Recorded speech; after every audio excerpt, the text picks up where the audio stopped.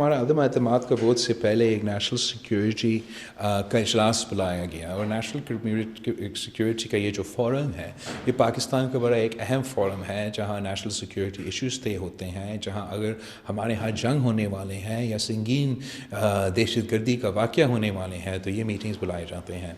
اور اس میٹنگ میں ایک ڈپلومیٹک کیبل ڈسکس کیا گیا، اور خان صاحب نے افسوس کے ساتھ اس میٹنگ کو، اس غیر سیاسی فورم کو اپنے سیاسی مقصد کے لیے استعمال کرنے کی کوشش کی۔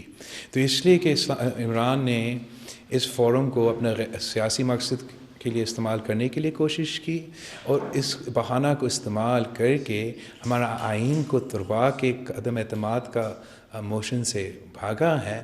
اب بہت ہی ضروری ہے کہ ہمارا جو اس میٹنگ میں دوسرے لوگ شامل تھے اپنا ورژن سامنے آئے۔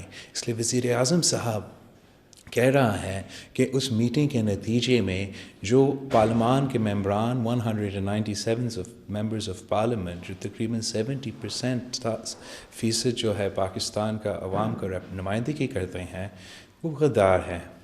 اس میٹنگ کے منٹس موجود ہوں گے، یا وہ ادارے خود ریبٹ کر سکتے ہیں یا ایکسپلین کر سکتے ہیں کہ اس میں حقائق کیا ہیں۔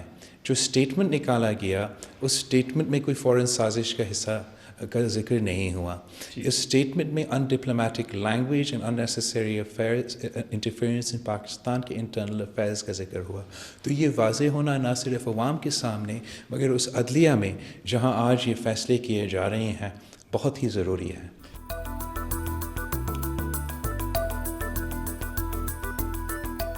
ہم تو کافی دیر سے یہ جدوجہد کر رہے ہیں کہ عمران خان کا سلیکٹڈ حکومت کو ہم ختم کریں۔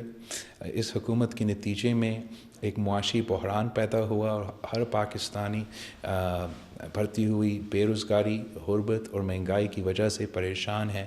تو ہم نے اس حکومت کے خلاف ڈٹ کے 3 سال سے مقابلہ کیا، اور اس پوائنٹ پہ زور دیا کہ ہم نے نہ صرف پارلیمان کے باہر کیمپین چلانا ہے مگر پارلیمان کے اندر عدم اعتماد لے آ کے اس حکومت کو ختم کرنا ہے۔ اور اس قدم سے حکومت تو ہم نے ختم کر دیا، اور اگر ہم عام اپوزیشن کا سیاست کر رہے ہوتے تو ہم صرف اس بات پہ ہی خوش ہوتے۔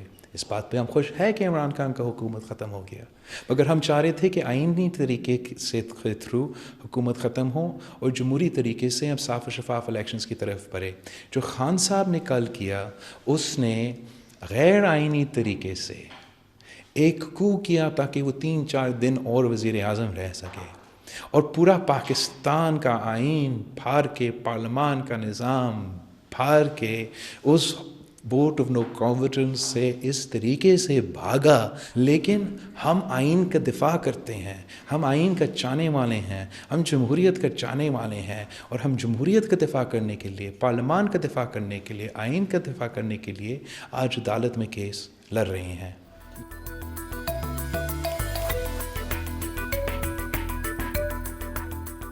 جہاں تک حیرانگی کی بات ہے، جب عمران خان جو ہم سلیکٹڈ وزیر اعظم کہتے آ رہے ہیں وہ کوئی غیر جمہوری قدم اٹھائے یا غیر آئینی قدم اٹھائے، اب افسوس کی بات یہ ہے کہ وہ سرپرائز نہیں رہا۔ مگر دا فیکٹ کہ یہ اس کو کہہ رہے ہیں کہ سرپرائز ہے، یہ اس لیے افسوسناک ہے کہ آپ کانسٹیٹیوشن توڑنے کو سرپرائز نہیں کہہ سکتے ہو۔ کانسٹیٹیوشن توڑوانا کوئی مذاق نہیں ہے، غداری ہے، آئین کا آرٹیکل 6 کا خلاف ورزی ہے، اور پیسفل ٹرانسفر آف پاور اور وزیر اعظم کے انتخابات میں اس طریقے سے مداخلت کرتے ہوئے ہم سمجھتے ہیں عمران خان کا کو ہے۔ ہم اعلیٰ عدلیہ سے اپیل کرتے ہیں کہ جہاں ہم شاید ضیاء کا کو نہیں روک سکے اور مشرف کا کو نہیں روک سکے، یہ عمران خان کا کو رکوا دے، پارلیمان کو اپنا عزت دلوا دے، اور عزت کے ساتھ عدم اعتماد کا سلسلہ ہو۔ ہم صاف و شفاف الیکشنز کے لیے تیار ہے، اور ہمیں صاف و شفاف الیکشنز کروانے ہیں۔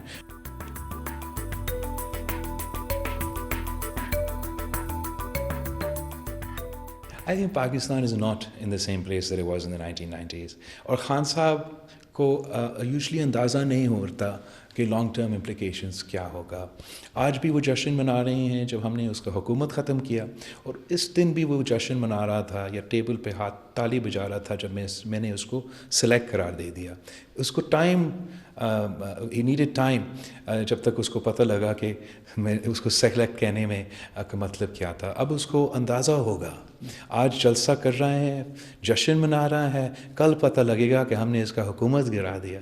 لیکن ہر پاکستانی کے لیے، ہر شہری کے لیے یہ ذمہ داری ہے. ہم جمہوریت میں یقین رکھتے ہیں، آئین میں یقین رکھتے ہیں. اگر عمران کو گھر بھیجنا ہی تھا، ہم چاہتے تھے کہ جمہوری طریقے سے ہم یہ کام کریں.